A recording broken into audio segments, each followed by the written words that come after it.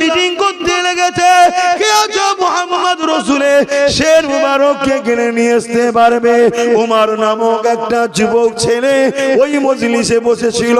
জিনার কথা একটু আগে বলছিলাম, পৃথিবী জিনাকে আজও চেনে স্মরণ করে। উনি তখন কিন্তু আমার রাসূলুল্লাহ দিকে ছিল না, আবু জেহেলের দরবারে বসেছিল। উমর নামক ওই যুবকটা উঠে দাঁড়িয়ে বলল, এ আবু জেহেল আমি পারবো, কি দেবে বলো? এমন করে 200 উট দেয়া হবে, অনেক স্বর্ণ মুদ্রা দেয়া হবে, এটা ওটা নানা রকম বলা হলো। এই যুবকেরা তরুণেরা হযরত ওমর ফারুক উঠে দাঁড়িয়ে বললেন, আমি পারবো। এই বলে রওনা দিলে অনেক বড় কথা, আমি মূল জায়গাতে আসছি।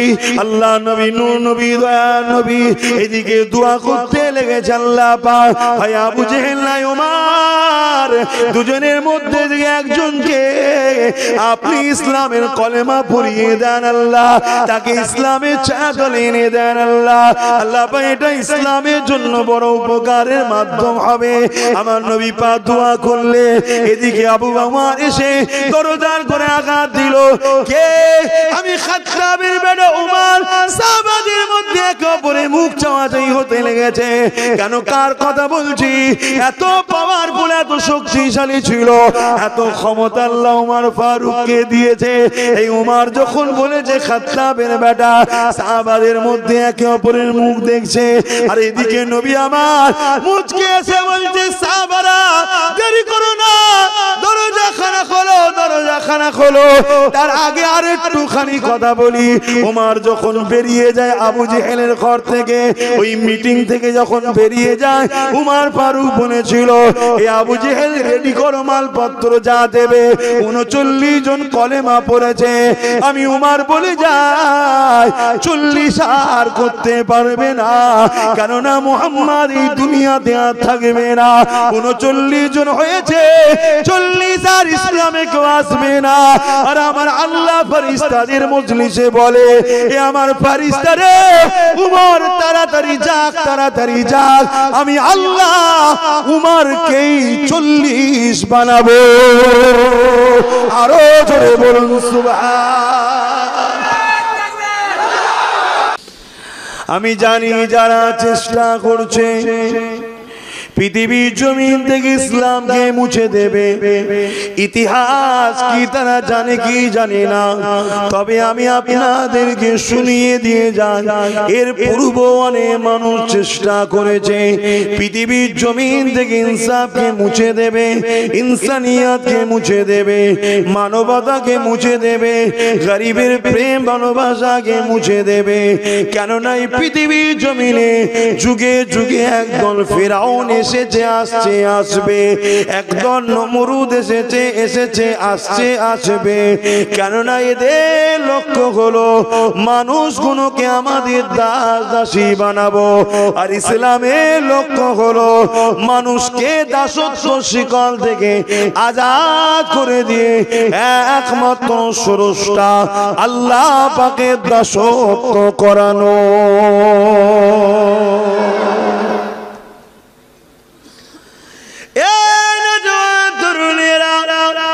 এদের লক্ষ্য হলো গরিবকে কৃতদাস দাসী বানাবে, ইসলামের লক্ষ্য হলো গরিবকে আজাদ করবে, এদের লক্ষ্য হলো নারীগুলোকে ভোগের পাত্রী বানাবে, আর ইসলামের লক্ষ্য হলো নারী মায়ের জাত, তাদেরকে সম্মান মর্যাদা দাও। বাপ আমার অনেক কষ্ট করেছে নবী আমার এই দিনের জন্য। লাস্টে আল্লাহ নবীকে কোনোভাবে যখন রুখতে পারছে না, একটা জায়গাতে মিটিং হয়ে গেল, রাসূলুল্লাহকে দুনিয়া জমিন থেকে সরিয়ে দেবে, শহীদ করে দিবার প্ল্যান করলো। এ যুবকেরা কে আছো? আল্লাহ নবীকে শহীদ করে দেবে কে পারবে? মুহাম্মদ রাসূলের শরীর মোবারক থেকে কল্লা মোবারকটাকে কেড়ে নিয়ে আসতে পারবে? তারা মুবারক বলেন আমি বলছি, কেননা নবীর বিষয়ে কথা বলতে গেলে বুঝে বুঝে বলতে হবে, নয় ঈমান আমল সব বরবাদ হয়ে যাবে। এ যুবকেরা, কেউ যদি 50 বছর তাহাজ্জুদ পড়ে থাকে, 50 বছর 5 ওয়াক্ত নামাজ পড়ে থাকে, 50 বছরে 50 বার হজ করে থাকে, 500 মসজিদ 5000 মাদ্রাসাও যদি বানিয়ে থাকে, একদিন যদি তার ছোট্ট একটা নবীর শানে বেয়াদবি কথা বলে ফেলে, আমার আল্লাহ তার জিন্দেগীর সমস্ত আমলকে বরবাদ করে দেবে। কেননা এখনো সব আমল, নবী হলো ঈমান। এই যুবকেরা, তরুণেরা, তাই তো আল্লাহ মক্কাতে এক রাকাত নামাজ পড়লে 1 লক্ষ রাকাত নামাজের সওয়াব দেবে। কেন? মক্কায় আমলের বাড়াই আছে, এখানে 1 রাকাত নামাজে 1 লক্ষ রাকাত সওয়াব হয়, মদিনায় 1 রাকাতে 50,000 হয়। কিন্তু ঈমানের হিফাজত মক্কাতে আল্লাহ রাখেন, ঈমানের হিফাজত আল্লাহ পাক মদিনা শরীফে রেখেছে। এই যুবকেরা, তরুণেরা, আমার নবী পাকের প্রেমিকেরা, আবু জেহেল উতবা সাইবা মিটিং করতে লেগেছে, কে আছো মুহাম্মদ রাসূলের শের মুবারককে কিনে নিয়ে আসতে পারবে? উমর নামক একটা যুবক ছেলে ওই মজলিসে বসেছিল, জিনার কথা একটু আগে বলছিলাম, পৃথিবীর জিনাকে আজও চেনে স্মরণ করে। উনি তখন কিন্তু আমার রাসূলুল্লাহ দিকে ছিল না, আবু জেহেলের দরবারে বসেছিল। উমর নামক ওই যুবকটা উঠে দাঁড়িয়ে বলল, এ আবু জেহেল, আমি পারবো, কি দেবে বলো? এমন করে 200 উট দেয়া হবে, অনেক স্বর্ণ মুদ্রা দেয়া হবে, এটা ওটা নানা রকম বলা হলো। আজও যেমন ছোটখাটো শয়তানদের মিটিং হয়, অমুক জায়গাটা দখল করে দিবি, কি নিবি বল, এই করে বলে দেওয়া হবে, এত টাকা দেওয়া হবে। ও মুসলমান নামধারী নিজের কওমের ঘরগুলো ভাঙবে, নিজের গরিবকে কেস দেবে, নিজের ভাইদের ঘর বাড়ি ভেঙে দিয়ে সামান্য পদ ও পয়সার জন্য আজ এরকম জুলুম করে না, করে না? এই যুবকেরা, তরুণেরা, হযরত ওমর ফারুক উঠে দাঁড়িয়ে বললেন, আমি পারবো, এই বলে রওনা দিলে। অনেক বড় কথা, আমি মূল জায়গাতে আসছি। আল্লাহ নবী, নূর নবী, দয়া নবী এদিকে দোয়া করতে লেগেছে, আল্লাহ পাক, হায় আবু জেহেল নাই ওমর, দুজনের মধ্যে থেকে একজনকে আপনি ইসলামের কলেমা পড়িয়ে দেন আল্লাহ, তাকে ইসলামের চাদরে এনে দেন আল্লাহ। আল্লাহ পাক, এটা ইসলামের জন্য বড় উপকারের মাধ্যম হবে। আমার নবী পাক দোয়া করলে, এদিকে আবু ওমর এসে দরজার করে আঘাত দিল। কে? আমি খাত্তাবের বেটা ওমর। সাহাবাদের মধ্যে একে অপরের মুখ চাওয়াচাই হতে লেগেছে। কেন? কার কথা বলছি? এত পাওয়ারফুল, এত শক্তিশালী ছিল। পুরো যদি একদিকে থাকে, ওমর যদি উলঙ্গ তরোয়ার নিয়ে বেরোয়, ওমরের মোকাবেলায় পুরো মক্কা লাগবে না, এত ক্ষমতা আল্লাহ ওমর ফারুককে দিয়েছে। এই ওমর যখন বলেছে খাত্তাবের বেটা, সাহাবাদের মধ্যে একে অপরের মুখ দেখছে, আর এদিকে নবী আমার মুচকে এসে বলছে, সাহাবারা দেরি করো না, দরজা খানা খোলো, দরজা খানা খোলো। তার আগে আর একটুখানি কথা বলি। ওমর যখন বেরিয়ে যায় আবু জেহেলের ঘর থেকে, ওই মিটিং থেকে যখন বেরিয়ে যায়, উমর ফারুক বলেছিল, এই আবু জেহেল রেডি করো মালপত্র, যা দেবে। 39 জন কলেমা পড়েছে। আমি উমর বলে যাই, 40 আর করতে পারবে না, কেননা মুহাম্মদ এই দুনিয়াতে আর থাকবে না। 39 জন হয়েছে, 40 আর ইসলামে কেউ আসবে না। আর আমার আল্লাহ ফেরেশতাদের মজলিসে বলে, এ আমার ফেরেশতারে, উমর তাড়াতাড়ি যাক, তাড়াতাড়ি যাক, আমি আল্লাহ উমরকেই 40 বানাবো। আরো জোরে বলুন সুবহান।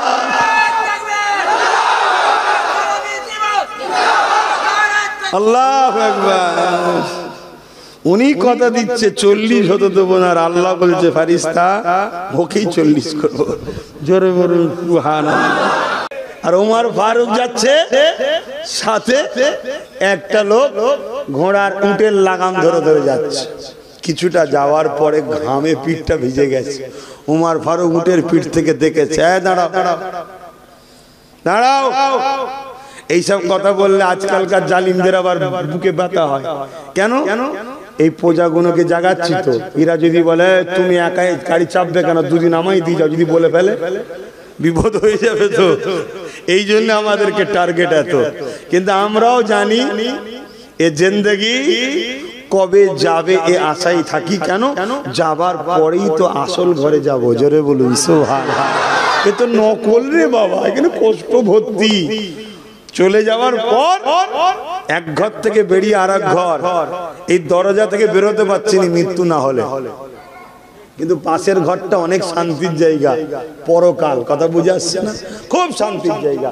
আপনি ভাবছেন কবর এইটাই, অত টেনশন আমাদের কেন? আমাদের নবী আছে না, আমাদের আল্লাহ আছে না, আমাদের কোরআন। আমাদের কিসের টেনশন? টেনশন তো তাদের নবীও নেই, কোরআনও নেই, আল্লাহ। তাদের টেনশন হালুয়া টাইট করে ফেলবে তাদের ঘরে। তারা খুব ভালো জানে, ওই জন্য বলে যতদিন হাওয়া লাগাবার লেগ গেলে। আমাদের আবার টেনশন কিসের? আমাদের তো রিজার্ভ হয়ে আছে ইনশাআল্লাহ ঘর। কি আছে না নাই? আল্লাহর উপরে ভরসা নেই?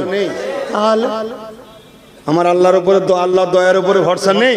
তাহলে আল্লাহ বলেছে লা তাকনাতু মির রাহমাতিল্লাহ, আমার রহমতের উপরে যারা আশা করবে আমি আল্লাহ তাদেরকে নিরাশ করি না। জোরে বলুন সুবহানাল্লাহ।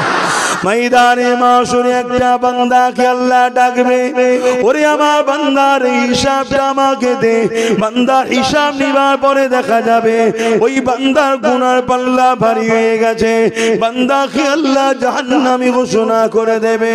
বান্দা জাহান্নামের দিকে যেতে লাগবে, দুপা করে আগায়, একবার করে পিছন দিকে ঘুরে ঘুরে আরশের দিকে তাকায়, দুপা করে আগায়, একবার করে ঘুরে ঘুরে পিছন দিকে তাকায়। আমার আল্লাহ বলে ওরে আমার ফেরেশতাকে ধরে নিয়ে আয়। আল্লাহ ফেরেশতা তাকে বলবে চলো। আল্লাহ ডেকেছে, বান্দা দ্রুত ভাবে আল্লাহ পাকে আরশে আজিমের দিকে ফিরে আসবে। আমার আল্লাহ বলতে লাগবে ওরে আমার বান্দা রে, দুপা করে আগাস আর একবার করে ঘুরে ঘুরে তাকাস। কারণটা কি বান্দা? আল্লাহ আপনার নাম রহমান, আপনার নাম রহিম। রহমান তো সবার জন্য, আমি আপনি সবার জন্য। রহিমটা হলো আল্লাহ খাস। আপনার রহিম নামের ফজিলত তো আমি পেলাম না। আল্লাহ আপনার রহিম নাম থেকে আমি নিরাশ হয়ে গেলাম, আপনার দয়া থেকে আমি নিরাশ হয়ে যাচ্ছি। এই বারবার বারবার তাকিয়ে দেখছি, যদি একবার আপনার রহিম নামের দয়ার করুণার নজরটা আমার উপরে পড়ে যায়, আমাকে আর জাহান্নামে যেতে হবে না। এই জন্য একটুখানি পা সুলো সুলো করে গড়া মিশিলি করতে লেগেছি। যদি মালিকের দয়া একবার হয়ে যায়, যদি আল্লাহ দয়া একবার হয়ে যায়, যদি আল্লাহ নজর, কুদরতি নজর, দয়ার নজর একবার পড়ে যায়, আর আমায় জাহান্নামে যেতে হবে না। এই আশালি আপনার দয়ার নজরের আশায় আমি একটু সোলো সোলো যেতে লেগেছি। আল্লাহ ফেরেশতাদেরকে বলবে, এ ফেরেশতারে, আমার রহমতের উপরে যে আশা করে আমি আল্লাহ তাকে নিরাশ করে দিই না রে ফেরেশতা। ওরে আমার ফেরেশতা যা, আমার এই বান্দাকে আর জাহান্নামের দিকে নয়, এ আমার রহমতের উপরে আশা করেছে, আমি আল্লাহর গুনাহকে চেপে দিয়ে একে আমি দয়ার বিনিময়ে জান্নাত খানা দিয়ে দিলাম। আরো জোরে বলুন সুবহান। জিন্দাবাদ আল্লাহু আকবার। তাহলে আল্লাহ কি বলেছে নাকি আশা করবি না? ওজন বলে যে আশা করলে ছেড়ে দেবো না। কে? আমাদের আবার টেনশন কিসের? হযরত ওমর ফারুক হুজুর বলল দাঁড়াও, মনে পড়ছে তো? একটু বলেলি কারো ক্ষতি হবে না।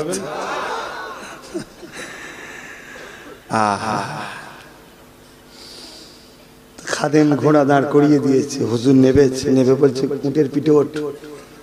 খাদেম বলছে হুজুর কি বলছেন? কিয়ামতের দিন আল্লাহর কাছে আমি উমরকে জবাব দিতে হবে। আল্লাহ আমায় রাজা বানিয়েছে, তোকে আমার সাথী বানিয়েছে, আল্লাহই তো বানিয়েছে। তোকে যদি রাজা বানাতো, আমাকে যদি সাথী বানাতো, তোর যে কষ্ট হচ্ছে সেটা তো আমার হতো। ও টুঁটের পিঠে আমাকে লাগাম দে।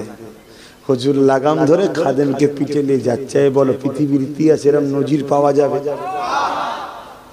এতে একটা বলছে, এরকম হাজার আছে উমর ফারুকের। কিন্তু উমর ফারুকের ওয়াজ করলে আবার জালিমদের বুকে বেশি ব্যথা হয়। তবুও তো আবু বকর সিদ্দিকের ওয়াজ করলে ব্যথা একটু কম হয়। উমর ফারুক নামটা যেন জালিমদের কাছে একটা আতঙ্ক। হ্যাঁ, আল্লাহু আকবার। তো হুজুর যাচ্ছে, আবার কিছুটা যাবার পরে উমর ফারুক উঠলো, আবার খাদেম টানছে। পালাক্রমে যাত্রা আমার সফর করছে। আল্লাহর কি শান, যখন ওই রোমের কাছে যাবার বর্ডারের ধারে যেখানে ইস্তেকবালের জন্য লোক সব এসেছে, বড় বড় ভিআইপিরা এসেছে, রাজা মহারাজারা সব এসেছে, সাহিংসারা এসেছে, সেই সময়ে পালাক্রমে খাদেম ছিল উটের পিঠে আর উমর ফারুকের হাতে ছিল লাগাম। সবাই খাদেমকে ইস্তেকবাল করছে, উমর ফারুককে ভ্যালু দিচ্ছে না। খাদেম তো লজ্জায় মাথা হ্যাট। লাস্টে বলছে, আরে আমি নয়, উনি হলেন শাহিনশা আমিরুল মুমিনিন। জোরে বলুন সুবহান। লোক বলছে এটা কি করে হয়? বলছে হ্যাঁ, এই ব্যাপার। সমস্ত মানুষ এক বাক্যে বলেছিল যে উমর অর্ধেক পৃথিবীর রাজা হয়ে তার একটা খাদেমকে এত ভাবে, এত নিরাপদ দেয়, এত পিয়ার করে, এত ইনসাফ করে, আমরা আমাদের দেশকে উমরের ইশারাতেই চালাবো। জোরে বলুন সুবহান। উনি অর্ধেক পৃথিবীকে নিজে নিয়ন্ত্রণ করতেন, বাকি অর্ধেকের উপরে উমর ফারুকের ইশারাতে চলতো। আল্লাহ এত বড় ক্ষমতা উমর ফারুককে দিয়েছে কি জন্য? রাসূলুল্লাহর গোলামিতে। খুব ঠান্ডা মাথায় শোনো, নবীর কদমে আসার জন্য, রসুলকে ধরার জন্য, নবীর হায় হ্যাঁ বলা, নবীর নায়ে না বলার জন্য। ওই যে আল্লাহ কোরআনে বললেন না, মা আতাকুমুর রাসূল ফাখুযুহু ওয়া মা নাহাকুম আনহু ফান্তাহু। এই তোমরা যারা আমাকে ভালোবাসো, আমার আল্লাহ বলছে আমার হাবিবের আদেশ মানো, হাবিবের নিষেধকে ছাড়ো। আমরা আদেশ মানি, তাই আমাদের দুর্দশা। নিষেধকে ছাড়ি, তাই আমাদের দুর্দশা। আসুন না, এবারে আমার অনেক আব্বা জানরা ভাববেন আমি তো বাবা মানি। আব্বা আপনি মানলে হবে না তো, আপনি তো গার্জেন। আপনার উপরে আপনার বেটার দায়িত্ব, বেটার বইয়ের দায়িত্ব, আপনার নিজের স্ত্রীর দায়িত্ব, আপনার মেয়ের দায়িত্ব আছে না নাই? আপনার অধীনস্থ কোনো মানে? বাবা ওরা তো শুনছে না। অথচ কিয়ামতের দিন কি হবে জানেন? একটা যুবক ধরুন কোনো কারণে ধরা পড়ে গেল, জাহান্নামে যাচ্ছে। যুবক বলবে, আল্লাহ আপনি আমাকে জাহান্নামে দিচ্ছেন কেন? তুমি এই কাজ করেছো। আল্লাহ আমি এই কাজটা যদি আমার বাপ বারণ করতো, আমি কি করতাম? আমার বাপ তো কোনোদিন আমায় নিষেধ করে না, ছোটবেলা থেকে বারণও করেনি। তা আমার জাহান্নামে যাওয়ার পিছনে আমার বাপের হাত আছে না নাই? আমার বাপকে আমার সাথে জাহান্নামে দিয়া হোক, আল্লাহ আমার আবদার। আল্লাহ বলবে, সাদ্দাক্তা, বান্দা সত্য বলছে, যাও ওর গার্জেনকে ওর সাথে জাহান্নামে দাও। মাফ করবেন, আমার সাথে ব্যক্তিগত কারো ঝগড়া নেই। দিনটা বুঝাচ্ছি, দিনটা বুঝাচ্ছি। আজকে যে আমার বাপের প্রত্যেকটা বাড়ির মুরব্বী শক্ত হয়, সব ছেলে টাইট হয়ে যাবে। শোনে নে, কে বলে তো শোনে নে? শুনবি নাই, কাল থেকে ঘরে আসবি। জমি জায়গা সব অন্য ছেলের নামে করে দেবো। আর যদি ছেলে বলে একটাই না কেউ থাকে, সব মসজিদ যা ফিসাবিলিল্লাহ, আল্লাহর রাস্তায় দিয়ে চ। তুই তোর দেখে দিয়ে, তুই যদি ছেলে হয়ে বাপের কথা না শুনে, আমি বাপের তোর কথা শুনবো। কথা বুঝছেন না? বোঝেন না? করা হবে কি? হুজুর নিয়ে এসছি তো পুরো ফেতনা লাগিয়ে দিয়ে চলে যাচ্ছে নাকি? হ্যাঁ, তাহলে দরকার নেই বাপ, কথা নিলাম, যেটা বলেছি কথা ফেরত নিলাম, থুকুড়ি হয়ে গেছে। হ্যাঁ হ্যাঁ হ্যাঁ, আল্লাহ নবীর দিনটা কি করছি আমরা? অথচ আল্লাহ নবীর জীবনে এমন দিন গেছে নবী পাক সাল্লাল্লাহু আলাইহি ওয়াসাল্লাম গরিবের পক্ষে, ইনসাফের পক্ষে, মানবতার পক্ষে, ইনসানিয়াতের পক্ষে কথা বলা দরুন আল্লাহ নবীর জানের দুশমন হয়ে গিয়েছিল আবু জেহেল, উতবা, সাইবা, আবু লাহাবেরা।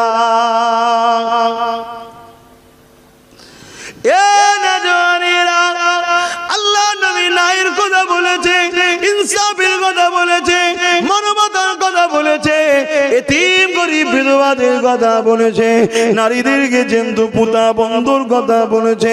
এই বলা তরুণ তৎকালীন যারা ক্ষমতায় ছিল আবু জেহেল, উতবা, সাইবা, আবু লাহাব, তারা আমার নবী পাকের জানের দুশমন হয়ে গেছে। আল্লাহ নবীর জীবনে এমনও দিন গেছে আল্লাহ নবী পাহাড়ে মাস কাটিয়েছে, পাহাড়ের গাছের পাতা ফলমূল খেয়ে জীবন ধারণ করেছে। আল্লাহ নবীর জীবনে এমনও দিন গেছে এ যুবকেরা, তরুণেরা, বাপেরা রাত্রি মানুষের দৌড়ে দৌড়ে গিয়ে তাদেরকে নাইশা সত্যর বাণী শোনাতে হয়েছে।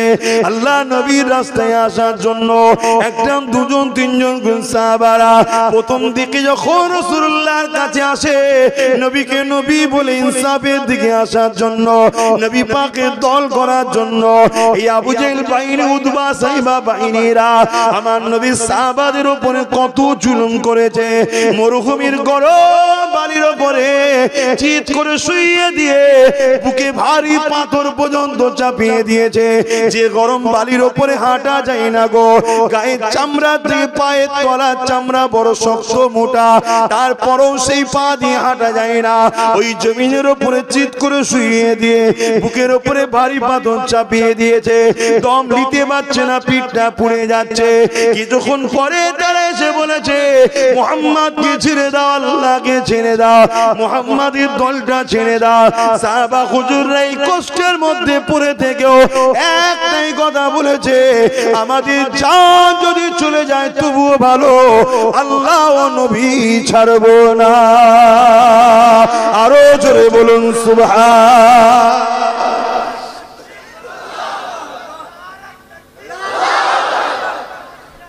আজকে আমাদের ঘরে, আজকে আমাদেরকে আল্লাহ ও রসুল ছাড়াবার জন্য বেশি লাগে না, 1 কেজি আলু 500 তেল দিলেই হয়ে যাবে। কি ভুল বললাম? আর খুব বেশি 500,000 টাকা যদি কেউ দিয়ে দেয় তো ব্যাস, চোখের সামনে দেখবো ইসলামকে মিটাবে, তারপরেও বলবো না এসব ঠিক আছে। তাহলে বলুন আল্লাহ আমাদের ওষুধ বাড়বে না বাড়বে না, বিচার করবে না করবে না?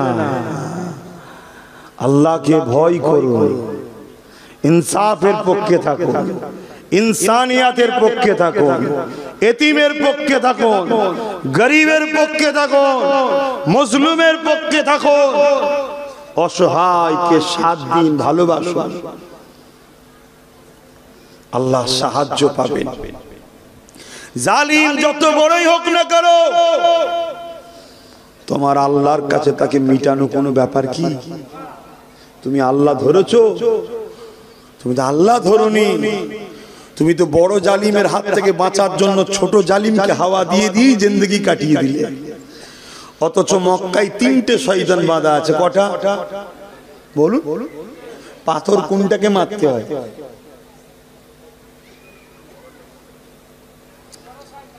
আর দুটোকে মারতে হয় না? তাহলে কি বুঝাচ্ছে? বড় হোক, ছোট হোক, মেজে হোক, সেজে হোক, যেই হোক, শয়তান শয়তানই হয়। শয়তানকে যে গরিবকে লোটে, শয়তানকে যে অসহায়ের উপরে জুলুম করে, শয়তানকে যে এতিমদের উপরে অত্যাচার করে, বিধবাদের উপরে অত্যাচার করে, নারী দেহকে ভোগ করা পছন্দ করে, নারীদের উপরে জুলুম করে, এ হলো মানবরূপী শয়তান। শুনছেন না? শুনুন। তাহলে আমরা এরকম মানবরূপী শয়তানদের সঙ্গে দল করি না করি না? আমি অজ করলে অসুবিধা আছে বা কি গো ইমাম সাহেব? থাক, আপনার বাড়ি এই গ্রামে? ভাবে আল্লাহ ছাড় দিয়েছে, ছেড়ে দেয়নি, এটাই তো পরীক্ষা। আল্লাহ কুনতুম খায়রা উম্মাতিন উখরিজাত লিন-নাস তা'মুরুনা বিল মা'রুফ ওয়া তানহাউনা আনিল মুনকার। কি আছে না নাই কোরআনে? আপনি হাফেজ সাহেব? দেখুন দুজন দুজন সাক্ষী দিচ্ছে। আর কেউ হাফেজ আছে এখানে? একটু বলুন না, কেউ হাফেজ আছে? এটা কোরআনে আছে না? না হাফেজ থেকে বলুন যে হ্যাঁ আছে। আল্লাহ বলছে তোমাদেরকে আমি শ্রেষ্ঠ উম্মত করেছি, তোমরা ভালো কাজ করবে, ভালো কাজের আদেশ দেবে, খারাপ কাজ করবে না, খারাপকে মিটিয়ে দাও। কি বলেছে? মিটিয়ে দাও, মিটিয়ে। প্রয়োজন হয় হাত লাগাও, হাতে ক্ষমতা নেই মুখ দিয়ে বলো, মুখে ক্ষমতা নেই অন্তর থেকে ঘৃণা করে, এটা রাসূলুল্লাহ দিয়েছে, কিন্তু আল্লাহ ডাইরেক্ট দিয়েছে মিটিয়ে দাও। নবী আমাদের জন্য একটু সহজ করে দিয়েছে। কেন? আহা রাহমাতাল লিল আলামিন। আপনি বলবেন তাহলে আল্লাহ কি দয়া নয়? আল্লাহর রহমানও যেমন, আল্লাহ কাহারও তেমন, কিন্তু নবী কাহার নয়। কথা বুঝে আসছে না? দয়ার নবী একটু সহজ করে দিয়েছে। দয়ার নবী তো শাফাআতের মাধ্যম, আমাদের সহজ করার মাধ্যম তো নবী, ঠিক না? সব নবী পাক সাল্লাল্লাহু আলাইহি ওয়াসাল্লাম বলেছেন অন্যায় দেখলে হাত দিয়ে রোকো, যদি হাতে ক্ষমতা না থাকে মুখ দিয়ে প্রতিবাদ করো, মুখেও যদি ক্ষমতা না থাকে কমসে কম ঘৃণা করো অন্তর থেকে। আমরা তো হাত দিয়েও রুকি না, মুখে প্রতিবাদও করি না, ঘৃণাও করি না, উপরন্তু সামান্য ভিক্ষা নিয়ে তাকে বাঁশ দিয়ে ঠেলে তুলি, আরো শক্তিশালী হয়, আরো মিটা ইসলামকে। কি যে কপালে আমাদের আছে আল্লাহই ভালো জানে। আর আমাদের ভুলের জন্য আমাদের বাচ্চাগুলোকে খেসারত দিতে হবে। যেমন আজকে প্যালেস্টাইনের মানুষের কিছু ভুলের জন্য তাদের বাচ্চাগুলোকে অল্প বয়সে কাফন করতে হচ্ছে, দেখছেন না? ছোট্ট ছোট্ট বাচ্চা, 7 দিনের বাচ্চা, 2 মাসের বাচ্চা, এই দুনিয়ায় এলো শুধুমাত্র ওদের বাপেদের একটু গাফলতির জন্য। দুধ কলা খাইয়ে মানুষ পোষা ভালো, সাপ পোষা ভালো নয়, যেটা আমরাও আজ করছি, আজকে আমরাও করছি। কষ্ট হচ্ছে তাহলে থাকবে না, কষ্ট হচ্ছে তোমাদের জন্য, তোমাদের বাচ্চাগুলোকে কাফন না করতে হয়। হ্যাঁ, আমি স্পষ্ট ডাইরেক্ট বলে যাচ্ছি, তোমাদের ভুলের জন্য এই ছোট্ট ছোট্ট বাচ্চাগুলোকে দ্রুত কাফন না পড়ে নিতে হয়। হ্যাঁ, তোমরা যে স্টাইলে জিন্দেগি কাটাচ্ছ, স্টাইলে যদি থাকো, এদেরকে পড়তে হবে। আর যদি স্টাইল চেঞ্জ করে লোকাল রোড ছেড়ে দিয়ে মেন রোডে উঠে দ্রুত আমিনার লালের কদমে পৌঁছাতে পারো, আমি আবার বলছি আল্লাহর সাহায্য আসবে, আসবে, আসবে। পুরো 24 ঘন্টার মধ্যে পুরো পরিবেশ উল্টো আল্লাহ করে দেবে। জোরে বলুন সুবহানাল্লাহ, আরো জোরে বলুন সুবহানাল্লাহ। আর যদি না করো কি করা যাবে? কি করা যাবে? কিচ্ছু করার নেই। আমার ডিউটি ছিল, আল্লাহ বলেছে তুই বলে দে, বলে দিচ্ছি। এবার আমিও জানি এই বলতে গেলে আমার দয়ার নবীকে যদি তায়েফের জমিনে মার খেতে হয়, রাসূলুল্লাহ জুতো ধুলোর উপযুক্ত হতে পারিনি, নবীর পক্ষে থাকবো, আমাকে মার খেতে হবে না, এটা হতে পারে? আমি নিয়ত করেই বেরোই, আমাকে মার খেতে হতে পারে। মেন্টালিটি তৈরি করে নিয়ে এই কথা বলি, এজিদের বিরুদ্ধে কথা বলবো, হোসাইনের মতো অবস্থা হবে না, হতে পারে? মেডি হয়েই বেরোই যে হতে পারে। চলো রাজি, নফসকে বলছি রাজি, নফস বলছে রাজি, চলো চলো। আর যদি বলো না একটু এসি চালিয়ে আরামের গদিতে শো, ছেলে পুলে বউ বাচ্চা নিয়ে একটুখানি রিমোট নিয়ে খেলাধুলা কর, ও অত বাবা কষ্ট করা যাবে না, তাহলে কবরে ঢোকো, 99টা সামলে থাকতে হবে। সোজা সুজি কথা, বা লিভার হয় লাও, না লিভার হয় না লাও। কি তোমাকে তো যেকোনো একটা নিতে হবে। তুমি কি ভাবছো অনেক নামাজি হাজি সাহেব মুফতি সাহেব কবরে ঢুকছে, তুমি ভাবছো বিরাট আরামে আছে নাকি? ব্যাটার যদি খুলে দেখানোর হতো না, 1 লাখে মনে 99 লোক, 1 লাখের মধ্যে 99,999 জনের মনে হয় ধোলাই চলছে, একটা হয়তো পার হচ্ছে। হ্যাঁ, এখন কোটা এরামি চলছে, বা ভালো কোটা সব আগে কেটে গেছে। কি আছে আমাদের মধ্যে? মসজিদ আল্লাহর ঘর, এখানে দাঁড়িয়ে ইমামের ক্ষমতা আছে হক কথা বলা। আল্লাহর পক্ষে কথা বলার ইমামের অধিকার আছে? নেই। আমি ইমামের সামনে বলছি অধিকার নেই। কালকেই বলবে তোবলা গুছিয়ে নাও, তোমাকে হয়ে গেছে, ঘরে যাও, অন্য খুঁজে নেবো খুনি আমরা। কেন? ও আল্লাহর পক্ষে কথা বলেছে, এটা ওর অপরাধ। ওকে মুখ চেয়ে চেয়ে কথা বলতে হবে, যদি না বলি অসুবিধা আছে। বলুন। আর যে ইমাম পরাধীন হয় তার পিছনে স্বাধীন লোকের নামাজ হয় না। এবার ল্যান্ড ফতোয়া ঠেলা সামলান না, জান ফতোয়া নিয়ে আসেন না মুফতি সাহেবের থেকে। 7-8 বছর ধরে তো লোক আমার বিরুদ্ধে লেগে আছে, বড় বড় মুফতি মৌলানা সবাই মিলে হাত দিয়ে লেগে আছে। আল্লাহ শুকর আব্বাস সিদ্দিকীর জায়গাতেই আছে। আজকে আমি বলে যাচ্ছি, কোন ইমামকে যদি কেউ রক্তচক্ষু দেখায়, কোন ইমামকে যদি তার হাত পা বেঁধে রাখে, তার উপরে আল্লাহ ছাড়া অন্য কারো যদি দাবাও চলে, ওই ইমামের পিছনে পরাধীন, ইমামের পিছনে স্বাধীন লোকের নামাজ হবে না। পরাধীন ইমামের পিছনে স্বাধীন লোকের নামাজ হবে না। ইমামকে স্বাধীন করতে হবে। ইমাম কারো বাপের চাকর নয়, ইমাম আল্লাহর ঘরের চাকর। ওনার উপরে আল্লাহ ও রসুলের রাজত্ব চলবে, অন্য কারো নয়। কিন্তু ইমাম বলতে পারে, এমনি তো দেয় 5-7-8 হাজার টাকা। 8 হাজার মানে বেশি বলে ফেলেছি, তারপরও কি করবো, মাইকে বলছি তো একটু বলতেও লাগে, নাই লোক শুনলে হাসবে। তারপরে আবার কত চাপ। তাহলে আমরাই যদি আমাদের ইমামদের গলা টিপে ধরি, তাহলে অন্য জনরা তো আমাদের মতো বক্তাদের গলা টিপবেই। আপনি ইমামের গলা টিপেছেন ছোট মানুষ বলে। ইমাম আমাদের ধর্মে 2 ধরনের আছে, ইমামের সুগরা, ইমামের কুবরা। মসজিদের যিনি ইমাম, ইমামের সুগরা, যিনি দিনের দায়ী তারা হচ্ছে ইমামের কুবরা, তারা বড় ইমাম। তাহলে আপনারা সুগরার গলা টিপেছেন গ্রামবাসী মিলে, আর আমাদের গলা এই সুযোগে যারা দিন মিটাতে চাই তারা টিপবে না? টিপছে। হক কথা বললেই বা অমনি সাইজ করে দেবে। কি হবে? আল্লাহকে ভয় করেন, কেননা নবী আমার অনেক কষ্ট করে এই দিন ইসলামটা প্রচার করেছে, সমাজের বুকে প্রতিষ্ঠিত করেছে। মাত্র 23টা বছরে মদিনা মক্কা থেকে নিয়ে তাম পৃথিবীর এমন কোন জায়গা নাই যেখানে ইনসাফকে পৌঁছে দেয়নি, ইনসানিয়াত পৌঁছে দেয়নি, মানবতা পৌঁছে দেয়নি, গরিবের অধিকারের খবরটা জানিয়ে দেয়নি। এ যুবকেরা, আল্লাহ নবী জানিয়ে দিয়েছে, তোমার বাড়িতে কেউ যদি লেবারের কাজ করে, সে জমিতে হতে পারে, ঘরে হতে পারে, বা যে কোনো তোমার কাজ করে দেবে, ওর গায়ের ঘাম শুকাবার আগে ওর পারিশ্রমটা মিটিয়ে দিতে হবে। এই সিস্টেমটার নাম হলো ইসলাম।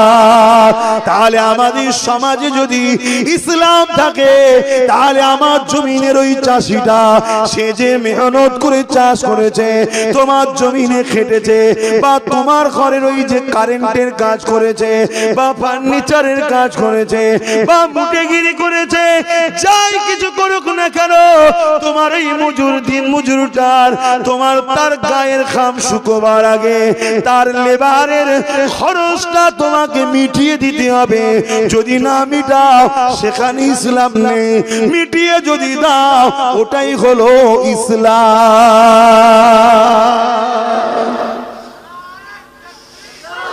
তাহলে ইসলাম থাকা ভালো না খারাপ? কিন্তু বার তো আমরাই করে দিয়েছি। কি আমরাই তো বার করে দিয়েছি, অন্য কাকে দোষ দেবো বলুন না? কে মসজিদ ভাঙছে, মসজিদ দখল করে নিচ্ছে, সব শুনতে পাচ্ছেন তো নাকি? হ্যাঁ, এটা দুঃখজনক। অন্যজনকে দোষ দিবার আগে দেখুন তো আমাদের কমেই বহুত ছেলে আছে মসজিদের জায়গা দখল করে ঝেড়ে খাচ্ছে। আছে রে বাবা, আপনার গ্রামে নেই তো কি হয়েছে? খোঁজলেন? বছরকে বছর মসজিদের জায়গার কোনো হিসাব নেই। নতুন কমিটি ঝগড়া করে যেই হাতে দায়িত্ব নিয়েছে, প্রথম বছরই দেখছে 5 লাখ টাকা লাভ। তাহলে বছরকে বছর 5 করে গুণ করুন, কত লক্ষ টাকা ঝেড়েছে বলেন তো? কে? আমাদেরই লোক তো। তাহলে অন্যজনকে কি দোষ দেবেন? ওরা সব খবর রাখে, এরা এদের মসজিদকে ভালোবাসে না, ঝেড়ে খায়, এই জন্য তো সুযোগ পায়। আর যদি জানতো এরা মসজিদের জন্য সালাউদ্দিন আইবি হয়ে যাবে, তাহলে অত সহজ নয়। 1 কোটি বার ভাবতো। কেন এখন সালাউদ্দিন আইবি নেই, ওরা জানে সালাউদ্দিন আইবি কে জানেন না? কি গো আমার কম জানো? জানেন না? আপনারা জানেন? আপনারা তো তা শিখাবেন না, আপনারা ওই সব শিখাবেন কে মদ খেয়ে গাড়ি চালাতে যে মেরে দিয়েছে ওই হিরোর পরিচয় দেবেন, এটা হলো অমুক হিরো। মদ খেয়ে লোকের গরিবের বুকের উপর দিয়ে গাড়ি চালাচ্ছে। বুঝতে পারছেন না কার কথা বলছি? আপনারা তো ওই সব শিখাচ্ছেন ছেলেদের ঘরে। এইটা দেখ, ছেলেদের বুকে সালাউদ্দিন আইবি ঢুকাও। 9 বছর বয়স চাচার সাথে বাজারে গেছে, একটু পরিচয়টা দিই। 9 বছর বয়স চাচার সাথে বাজারে গেছে কি করতে? মসজিদের মেহরাব কিনতে। মেহরাব বোঝেন? আমি সবাইকে জিজ্ঞেস করছি, এই আমার যুবকগুলো বলো মেহরাব বোঝো? তাহলে চিন্তা করে, যে কম তার খোদার ঘরের মেহরাব বোঝে না, এ কম তালার মুসলিম কি আছে কমের মধ্যে? আমি কিছু বুঝতে পারছি না। মেহরাব যেটার উপর ইমাম সাহেব দাঁড়িয়ে দাঁড়িয়ে খুতবা দেখেছে, সিঁড়িটা ওইটাকে বলা হয়। ওই মেহরাব কিনতে গেছে মসজিদে রাখার জন্য। আগেকার সময় দেখবেন অনেক মসজিদে এখনো আছে ফার্নিচারের তৈরি হতো কাঠের, এখন কাঠের দাম বেশি হয়ে যাওয়ার জন্য ঢালাই করে মার্বেল মেরে দেয়। তা কাঠের আগে চলতো কারুকার্য। তো সালাউদ্দিন আইবি চাচার সঙ্গে দোকানে গিয়ে একটা মেহরাবের দিকে নজর পড়েছে, যে মেহরাবটা খুব সুন্দর কারুকার্য করা। চাচাকে বলছে, চাচা ওই মেহরাবটা নেন না, আমাদের মসজিদে রাখবো, কত ভালো লাগবে। দোকানদার বলছে ওই মেহরাব বিক্রি নাই, ওটা গিফটের, গিফট করার জন্য। 9 বছরের বাচ্চা বলছে আমাকে গিফট করুন না। দোকানদার বলছে না, এটা তাকে গিফট করব যে এই মেহরাবটা মসজিদে আকসায় গিয়ে লাগাবে তাকে। জোরে বলুন সুবহানাল্লাহ। তখন মসজিদে আকসা কাদের দখলে? রোমেদের হাতে। রোম সাম্রাজ্য, কথা বুঝা, ইসাইদের হাতে দখলে। এত শক্তিশালী পৃথিবীতে তখন তারা।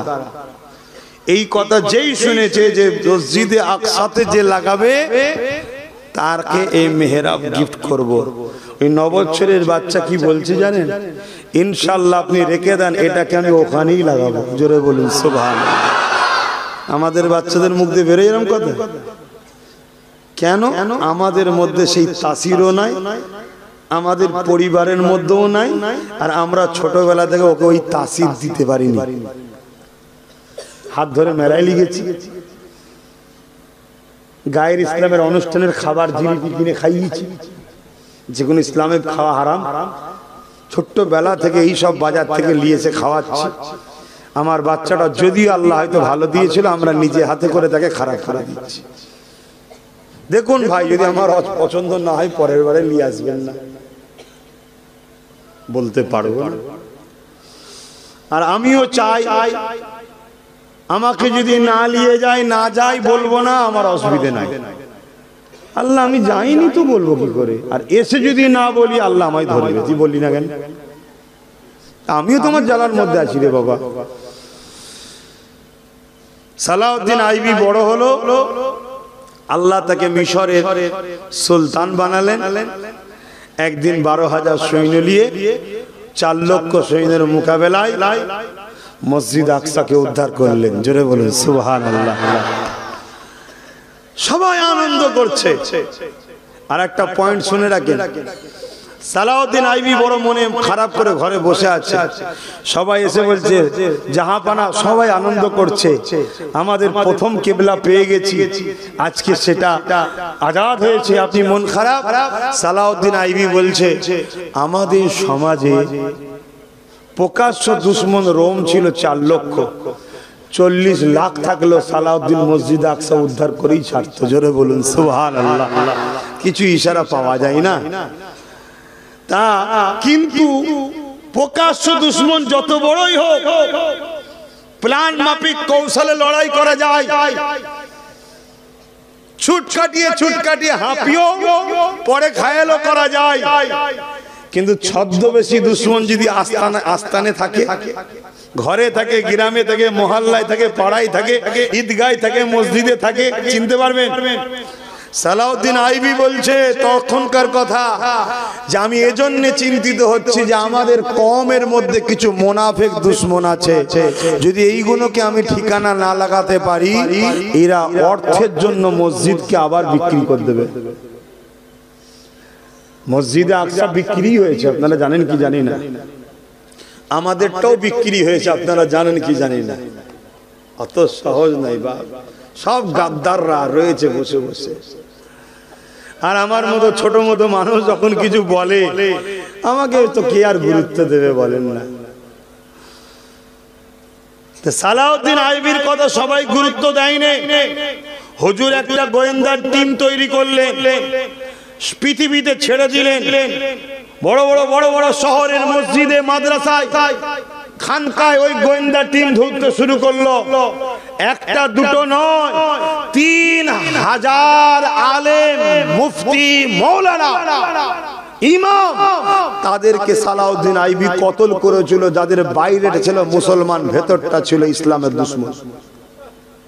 সেই সময় যদি 3000 ধরতে পারে, তারপরে সালাউদ্দিন আইবির আল্লাহর হুকুম হলো ইন্তেকাল হলো। উনি যাওয়ার সময় বলেছিল বাদ রয়ে গেল ইরাই মসজিদে আকসাকে বিক্রি করবে। আজকে বেদখল হয়েছে না হয়নি? উনি জগৎ বিখ্যাত ওলিও ছিল, শুধু সুলতান ছিল না। তাহলে সেই সময় যদি 3000 ছদ্মবেশী মুসলিম সূরাতে, মুফতি সূরাতে, ইমাম সূরাতে, মৌলানা সূরাতে, বক্তা সূরাতে থাকতে পারে, তাহলে আজকে কত আছে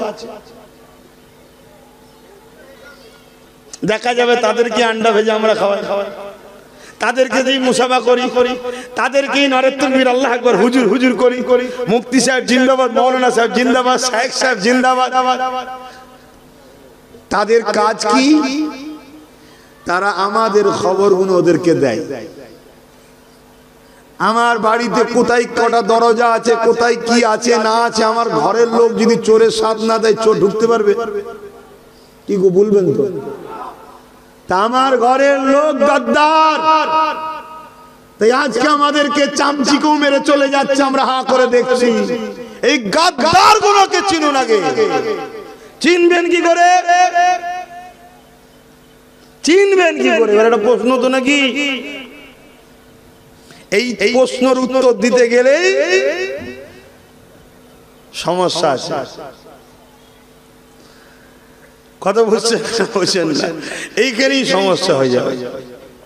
কেন দিনের মতো আপনাদের কাছে সব ধরা পড়ে যাবে। তবে আমি একটা উত্তর দেবো, অনেক কটা উত্তর আছে চিনা।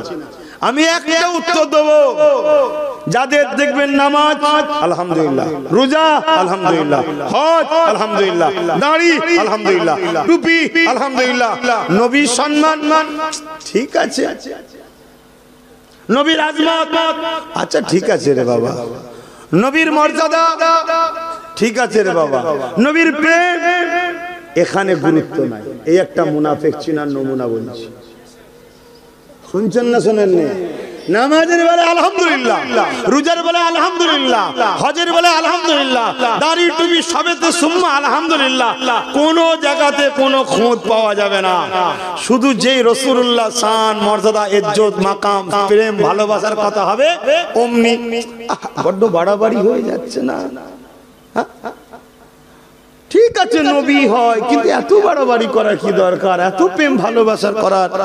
এই ধরনের একটা অ্যালার্জি, অর্থাৎ আমাদের দিল থেকে ঈমানকে সরাতে চাই। ঈমান কি?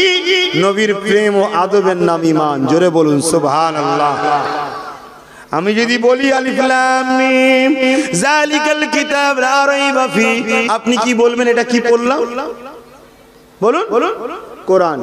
কে বলল এটা কোরআন? বলুন। নবী বলেছে।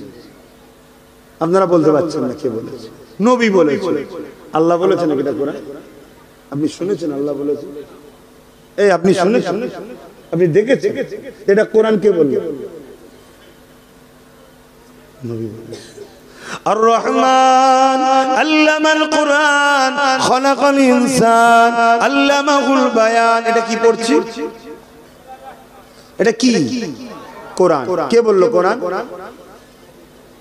ফেরেশতা আছে, জান্নাত আছে, জাহান্নাম আছে, মৃত্যুর 12টা নখ হবে, কবর আছে, কোন কবরে এই হয়, এগুলো কে বলেছে আমাকে আপনাকে? ফেরেশতা আছে না না? কে বললো আছে? জোরে বলুন। দেখেছেন? কে বললো? লা ইলাহা ইল্লাল্লাহ, নেই কোন ইলাহা, আছে যিনি, তিনি আল্লাহ। কে বলেছে এটা? জোরে বলুন। আপনি দেখেছেন আল্লাহকে? অতএব সব কিছুর মূল মার্কাজ আল্লাহ আমেনা লালকে বানিয়েছে। জোরে বলুন সুবহানাল্লাহ। মুনাফিক চিনের একটা নমুনা বলে যাচ্ছি। ঘন্টার পর ঘন্টা ওয়াজ হবে, একদিন, দুদিন, 3 দিন, 4 দিন, 5 দিন, 10 দিন ফলো করুন। নবীর আজমাতলে বলছে কি দেখুন, নবীর শানলে বলছে কি দেখুন, নবীকে মানুষকে চিনাচ্ছে কি দেখুন, নবীর প্রেমের কথা বলছে কি দেখুন। দেখছেন সব দিক দিয়ে নবীরকে গুরুত্ব দিচ্ছে না। ওই হাদিসটা না বললে নয়, শুধু তখনই বলে কলা রাসূলুল্লাহ।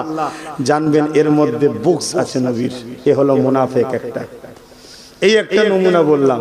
আর একটা নমুনা কি? সুফিজম। ইসলামে যে সুফিজম আছে, আল্লাহর ওলিদের দরবার, আল্লাহ ওয়ালা, যেমন সুলতানে হিন্দ, গরিবে নওয়াজ, যেমন গৌস পাক, এইভাবে যত আল্লাহর ওলি পৃথিবী জুড়ে আছে, আমার মুর্শিদ মুজাদ্দিদ জামান, এই আল্লাহর ওলিদের ব্যাপারে এদের একটা অ্যালার্জি আছে। শুনছেন? এখন একটা মুনাফিকদের নমুনা। আর একটা নমুনা বলছি শুনুন। চোখের সামনে নবীর দিনকে নিয়ে ঠাট্টা আর কি হবে? তোমাকে দাওয়াত করার জন্য তুমি সব দেখার পরও তুমি চুপ করে থাকবে। যেমন ইফতারকে কেন্দ্র করে সামনে দিন দেখবেন কত নাটক হবে না? হবে না? এই টুপি কিছু কিছু কুকুরের মাথায় ওদিকে দেখা যাচ্ছে, আছে না? না, এটা হতে হতে আবার মহিলা কুকুরের মাথায় ঢুকেছে। এত বলি তাও কুকুরগুলো শুধরাই না। আবার কালকে হারামখোর সারা দিন খেয়ে আবার আসবে টুপি মাথায় দিয়ে আমাদেরকে ঝাড়তে। আর বুঝছেন না? ওই সময় দেখবে কিছু ছদ্মবেশী আমাদের বসে আছে, মুফতি সাহেব, মৌলানা সাহেব, পীর সাহেব, হুজুর সাহেব। এই এক মুনাফিক। শুনছেন না? শোনেননি? তুমি এসেছো, আমার আপত্তি নাই, আসো না। এই যে আমার মাথায় টুপি নেই, আমি ইসলামের অনুসারী, একজন মৌলানা সাহেব দিনের কথা বলতেছে, খালি মাথায় বসে আছে, আমার গুনাহ হচ্ছে? কথা বলুন না। আদবের খেলাফ হচ্ছে, বা টুপি না পরার জন্য সওয়াব পেচ্ছি না। টুপিটা পরলাম, রাসূলুল্লাহ সুন্নাত পালন হচ্ছে, সৌন্দর্যও লাগছে, দিনের দায়ী বলে মানাচ্ছে, টুপি সুন্নাত হলো। যদি আমার পাশে কেউ আসে, আসুক না, কিন্তু আমার টুপি কেলে খেলা করছো কেন? মুজাদ্দিদ জামান দাদা হুজুর রহমাতুল্লাহ আলাইহি ওসিয়তনামার মধ্যে লিখেছে, দাড়ি, টুপি, জুব্বা, পাগড়িকে কেউ যদি তুচ্ছ তাচ্ছিল্য করে সে কাফের হয়ে যাবে। কেন? এটা নবীর পছন্দ। পরেনে গুনাহগারও নয়। এই যে আমার বহুত ভাই পরেনে বসে আছে, কেউ বলতে পারে ওদের গুনাহ হচ্ছে টুপি না পরার জন্য? সওয়াবও পাইনি, গুনাহও হয়নি, সওয়াবও পাইনি। কিন্তু কেউ যদি টুপি মাথায় দিয়ে তুচ্ছ তাচ্ছিল্য করে, টুপিকে ইনসাল্ট করে, অপমান করে, লোককে ধোঁকা দিবার জন্য পড়ে, লুটার জন্য, নাটক করার জন্য পড়ে, আমি বুঝার পরেও যদি চুপ করে বসে থাকি, আমি মুনাফিক। এটা আমার নবীর পছন্দের জিনিস। এরকম আরো অনেক আছে বাবা, আরো খুললে আরো অসুবিধা আছে বাবা। কথা বুঝে আসছে? কেন তোমরাও আজ বলবে ভাইজান জিন্দাবাদ, কালকে 500 টাকার নোট দেখলে রাতারাতি চেঞ্জ হয়ে যাচ্ছে। কথা মাথায় ঢুকছে না? ঢোকে না? হ্যাঁ, আমি মানুষ সব চিনিছি বাবা, একটু হলেও চিনিছি, তবে সবাই নয়, সবাই নয়। আজও লাখো কোটি বাপ মা আমাকে ভালোবাসে, ভাই বোন ভালোবাসে, লাখো কোটি আছে, যারা আমার জন্য কত কষ্ট ভোগ করছে, কত জুলুম হয়েছে, কত অত্যাচার আজও হচ্ছে, সব কিছুকে সহ্য করে এখনো বাবাজির পাশে, ভাইয়ের পাশে এখনো আছে, আছে না? নাই। বাপ আমার অনেক কষ্ট করেছে নবী আমার এই দিনের জন্য। লাস্টে আল্লাহ নবীকে কোনোভাবে যখন রুখতে পারছে না, একটা জায়গাতে মিটিং হয়ে গেল, রাসূলুল্লাহকে দুনিয়া জমিন থেকে সরিয়ে দেবে, শহীদ করে দিবার প্ল্যান করলো। এ যুবকেরা কে আছো, আল্লাহ নবীকে শহীদ করে দেবে, কে পারবে মুহাম্মদ রাসূলের শরীর মোবারক থেকে কল্লা মোবারকটাকে কেড়ে নিয়ে আসতে পারবে?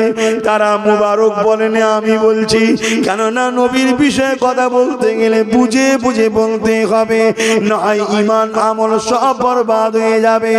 এ যুবকেরা কেউ যদি 50 বছর তাহাজ্জুদ পড়ে থাকে, 50 বছর 5 ওয়াক্ত নামাজ পড়ে থাকে, 50 বছরে 50 বার হজ করে থাকে, 500 মসজিদ 5000 মাদ্রাসাও যদি বানিয়ে থাকে, একদিন যদি তার ছোট্ট একটা নবীর শানে বেয়াদবি কথা বলে ফেলে, আমার আল্লাহ তার জিন্দেগীর সমস্ত আমলকে বরবাদ করে দেবে। কেননা এখনো সব আমল, নবী হলো ঈমান। এই যুবকেরা তরুণেরা, তাই তো আল্লাহ মক্কাতে এক রাকাত নামাজ পড়লে 1 লক্ষ রাকাত নামাজের সওয়াব দেবে। কেন মক্কায় আমলের বড়াই আছে, এখানে 1 রাকাত নামাজে 1 লক্ষ রাকাত সওয়াব হয়, মদিনায় 1 রাকাতে 50,000 হয়। কিন্তু ঈমানের হিফাজত মক্কাতে আল্লাহ রাখেন, ঈমানের হিফাজত আল্লাহ পাক মদিনা শরীফে রেখেছে। এই যুবকেরা তরুণেরা, আমার নবী পাকের প্রেমিকেরা, আবু জেহেল উতবা সাইবা মিটিং করতে লেগেছে, কে আছো মুহাম্মদ রাসূলের শের মুবারককে কিনে নিয়ে আসতে পারবে? উমর নামক একটা যুবক ছেলে ওই মজলিসে বসেছিল, জিনার কথা একটু আগে বলছিলাম, পৃথিবীর জিনাকে আজও চেনে স্মরণ করে। উনি তখন কিন্তু আমার রাসূলুল্লাহ দিকে ছিল না, আবু জেহেলের দরবারে বসেছিল। উমর নামক ওই যুবকটা উঠে দাঁড়িয়ে বলল, এ আবু জেহেল, আমি পারবো, কি দেবে বলো? এমন করে 200 উট দেয়া হবে, অনেক স্বর্ণ মুদ্রা দেয়া হবে, এটা ওটা নানা রকম বলা হলো। আজও যেমন ছোটখাটো শয়তানদের মিটিং হয়, অমুক জায়গাটা দখল করে দিবি, কি নিবি বল, এই করে বলে দেওয়া হবে, এত টাকা দেওয়া হবে। ও মুসলমান নামধারী নিজের কওমের ঘরগুলো ভাঙবে, নিজের গরিবকে কেস দেবে, নিজের ভাইদের ঘর বাড়ি ভেঙে দিয়ে সামান্য পদ ও পয়সার জন্য আজ এরকম জুলুম করে না, করে না? এই যুবকেরা তরুণেরা, হযরত ওমর ফারুক উঠে দাঁড়িয়ে বললেন, আমি পারবো, এই বলে রওনা দিলে। অনেক বড় কথা, আমি মূল জায়গাতে আসছি। আল্লাহ নবী, নূর নবী, দয়া নবী এদিকে দোয়া করতে লেগেছে, আল্লাহ পাক, হায় আবু জেহেল নাই ওমর, দুজনের মধ্যে থেকে একজনকে আপনি ইসলামের কলেমা পড়িয়ে দেন আল্লাহ, তাকে ইসলামের চাদরে এনে দেন আল্লাহ। আল্লাহ পাক এটা ইসলামের জন্য বড় উপকারের মাধ্যম হবে। আমার নবী পাক দোয়া করলে, এদিকে আবু বকর এসে দরজার করে আঘাত দিল, কে? আমি খাত্তাবের বেটা উমর। সাহাবাদের মধ্যে একে অপরের মুখ চাওয়াচাই হতে লেগেছে। কেন, কার কথা বলছি? এত পাওয়ারফুল, এত শক্তিশালী ছিল। পুরো যদি একদিকে থাকে, উমর যদি উলঙ্গ তরোয়ার নিয়ে বেরোয়, উমরের মোকাবেলায় পুরো মক্কা লাগবে না, এত ক্ষমতা আল্লাহ উমর ফারুককে দিয়েছে। এই উমর যখন বলেছে খাত্তাবের বেটা, সাহাবাদের মধ্যে একে অপরের মুখ দেখছে, আর এদিকে নবী আমার মুচকে এসে বলছে, সাহাবারা দেরি করো না, দরজা খানা খোলো, দরজা খানা খোলো। তার আগে আর একটুখানি কথা বলি। উমর যখন বেরিয়ে যায় আবু জেহেলের ঘর থেকে, ওই মিটিং থেকে যখন বেরিয়ে যায়, উমর ফারুক বলেছিল, এই আবু জেহেল রেডি করো মালপত্র যা দেবে। 39 জন কলেমা পড়েছে। আমি উমর বলে যাই, যায় 40 আর করতে পারবে না, কেননা মুহাম্মদ এই দুনিয়াতে আর থাকবে না। 39 জন হয়েছে, 40 আর ইসলামে কেউ আসবে না। আর আমার আল্লাহ ফেরেশতাদের মজলিসে বলে, এ আমার ফেরেশতারে, উমর তাড়াতাড়ি যাক, তাড়াতাড়ি যাক, আমি আল্লাহ উমরকেই 40 বানাবো। আরো জোরে বলুন সুবহান।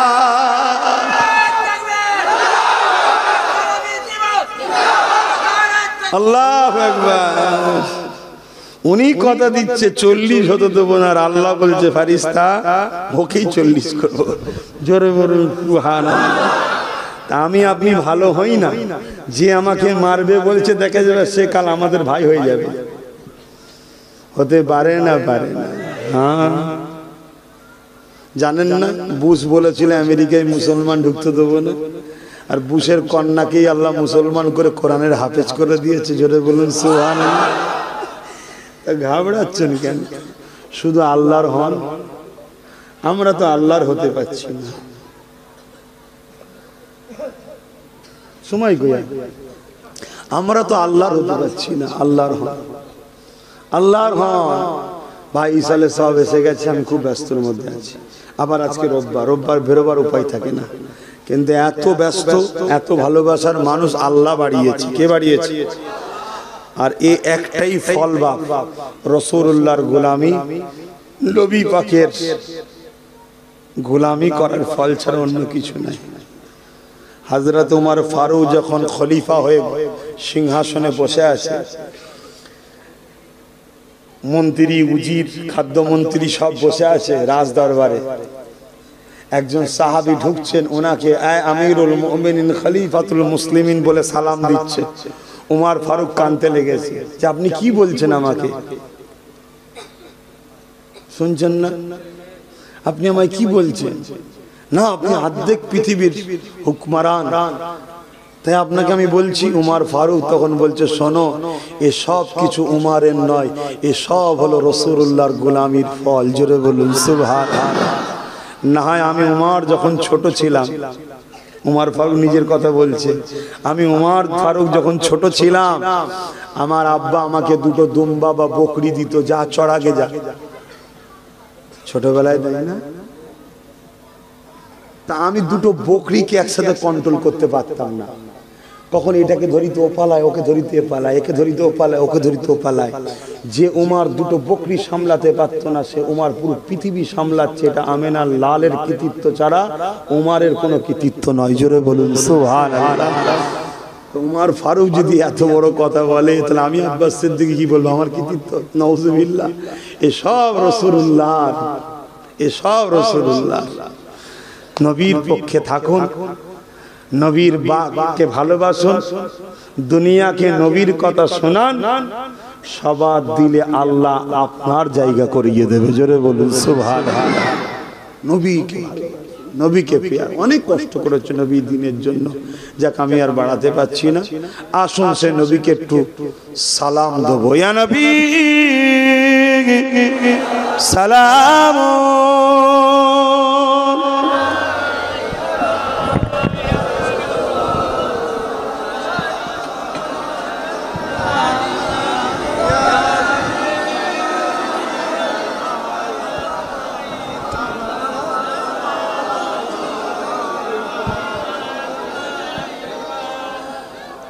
বাপ ভাইরা, আমি তো সালাম দিলাম, আপনারা সব উঠে দাঁড়িয়ে পড়লেন কেন?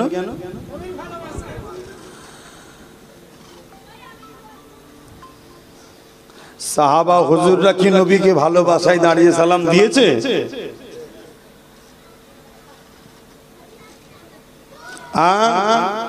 আপনারা দাঁড়ালেন কেন বলবেন তো? সাহাবা হুজুররা কি আদবের সাথে নবীকে সালাম দিয়েছে দাঁড়িয়ে?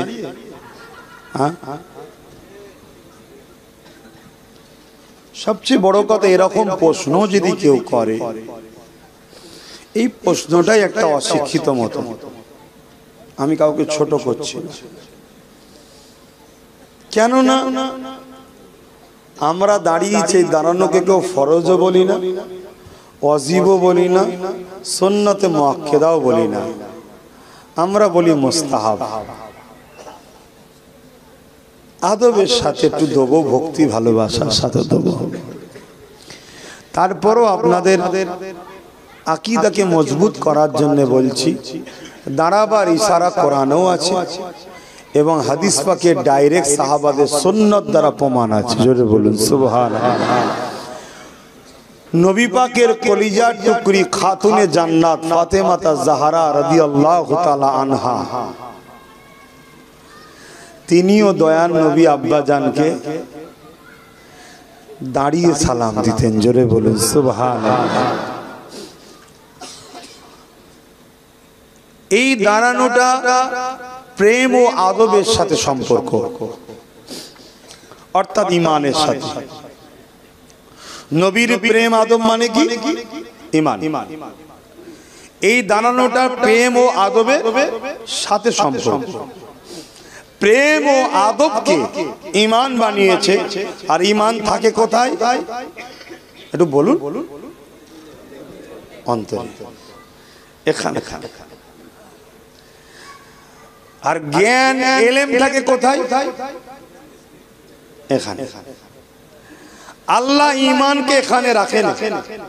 কেন? জ্ঞান হাজারো প্রশ্ন তৈরি করে, প্রেম কোনো প্রশ্ন আনে না। ভালো লেগেছে, ভালো লেগেছে। দুনিয়া আলাদা হয়ে গেল, প্রেম তো প্রেম, ঠিক না বেঠিক?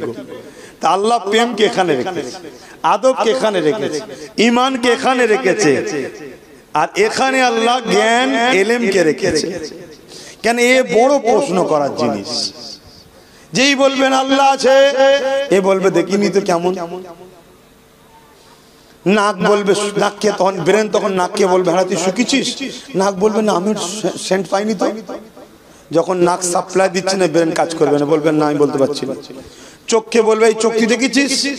এ চলে নাক, চোখ, কান, পঞ্চম ইন্দ্রিয়ের ওপর এই ব্রেন চলে, বুঝতে পারছি তো। হাতকে বলবে হাত ধরেছিস, বলবেন না আমি তো আল্লাহকে ধরিনি। তাহলে ব্রেন বলছে না আমার স্যাটারে যখন ধরা পড়ছে না, আমি মানি না। কিন্তু দিলকে জিজ্ঞেস করো আল্লাহ, দিল বলবে আমি তো তার জন্য দিবানা। জোরে বলুন সুবহানাল্লাহ। দেখছিস আছি অত কিছু জানি না, ভালোবাসি। কোন প্রশ্নের উত্তরও নেবে না, প্রশ্নও নেবে না। এটা এজন্য আল্লাহ ঈমান এখানে রেখেছে। এই দাঁড়ানোটা হলো এখানের ব্যাপার, এখানের ব্যাপার নয়, এটা মশলার ব্যাপার নয়, এটা প্রেম আদবের ব্যাপার। কিন্তু কেউ যদি বসে দেয় আমার নবীর আদর্শ অনুযায়ী, আমরা কিন্তু তার সঙ্গে ঝগড়া করব, জুলুম করব, নোংরা নোংরা কথা বলবো, এটা কিন্তু ঠিক হবে না। আমরা বলি কি না, কিন্তু দুঃখের বিষয় বারবার আমাদের বিষয়ই বলা হয়। তো যাক, যে যা বলে বলুক গে, যাক। আমরা প্রেম ভালোবাসায় ভক্তির সাথে সালাম দিচ্ছি, দিয়ে আসছি, দিয়ে যাব। কথা মাথায় আসছে? আসুন, নবীর আদব প্রেম যার মধ্যে নাই, তার মধ্যে ঈমান নাই। নবীর আদব প্রেম আছে, আমলও আছে, সে হচ্ছে এ ক্যাটাগরির মুসলমান। নবীর আদব প্রেম আছে, ঈমান কম আছে, সে বি ক্যাটাগরির মুসলমান। নবীর আদব প্রেম আছে, ঈমান কিচ্ছু নয়, সেও মুসলমান, সেও জান্নাতি, কিন্তু আসামি, তাকে আযাব খাটতে হবে। কথা কিছু বুঝছেন? আবার আল্লাহ চাইলে নাও খাটাতে পারে বাপ, কেন? বান্দা তো আমার নয়, তিনার বান্দা। এখন তিনার যদি দয়া হয়ে যায়, যা হাফেজ সাহেব চলে যাও, আমার কিছু করার থাকবে? হুজুর আমি, হুজুর আমায় দিলেন না, আপনি হাফেজ সাহেবকে দিলেন, এসব কথা চলবে নাকি? না না না, তিনার সৃষ্টি, তিনি যাকে খুশি দেবে, তবে একজনকে দেবে না। আল্লাহ কোরআনে চ্যালেঞ্জ দিয়েছে, কাকে? যারা হাবিব আপনার দুশমনের সঙ্গে বন্ধু করেছিল, যারা আপনার দুশমনের সঙ্গে বন্ধু করেছিল, এমন একটা লোককে আমি জান্নাতে ঢুকতে দেবো না। কেন? যাতে করে তাকে দেখে আপনি কষ্ট না পান। শুনছেন আমি কি বলছি? আল্লাহর বন্ধুর কথা বলছি।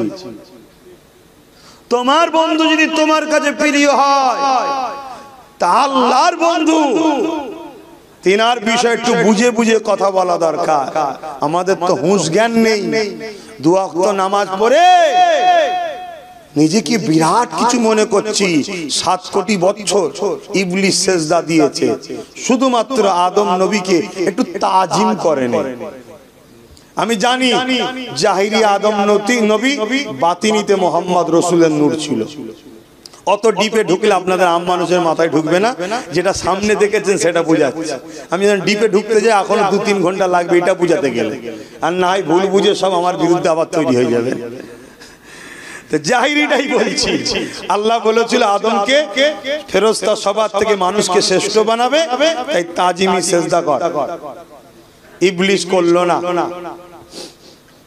এই যে আল্লাহ তাকে বলল বেরিয়ে যা। 7 কোটি বছর আল্লাহর ইবাদতকারী ইবলিসকে, ফেরেশতাদেরকে পড়িয়েছে সেই ইবলিসকে, জান্নাতে যখন খুশি ঢুকতে বেরোতো সেই ইবলিসকে, শুধুমাত্র একটা বার আদমকে সেজদা তাজিম, সেজদাটাকে রাখুন তাজিম না করার জন্য আল্লাহ তাকে বলল বেরিয়ে যা। আর আদম নবীও যে নবীর ওসিলায় তৈরি হয়েছে, সেই আমেনার লাল কি যদি তাজিমের বেলায় ঝগড়া করো, সমালোচনা করো, করুনি আর করুনি, তোমার শিক্ষা তোমার প্রেম তোমার কাছে থাক না, ঝগড়া টগড়া করতে যাচ্ছ কেন? এখন বিশ্ব জুড়ে কি হচ্ছে দেখছো না? খেয়ে করলে হবে? হ্যাঁ, যখন আউট সময় থাকে, ফাঁকা সময় কি করবো, ভাই ঝগড়া ঝগড়ি করি, একটু ঠেলাঠেলি করি, টাইম পাস হবে, সেটা আলাদা কথা। কিন্তু এখন কি পরিস্থিতি হচ্ছে বুঝতে পারছো না? এখন এই সময় এইসব করার কি দরকার? এগুলো মাথায় রাখবেন। খবরদার, আসুন মিলেমিশে থাকবেন। আমার কথাই খারাপ লিখছেন না তো? কটা ভাঙা যাবে? একটা করে ভাঙা যাবে না? 5টাই ভেঙে দিয়ে যাবে। যাবে না?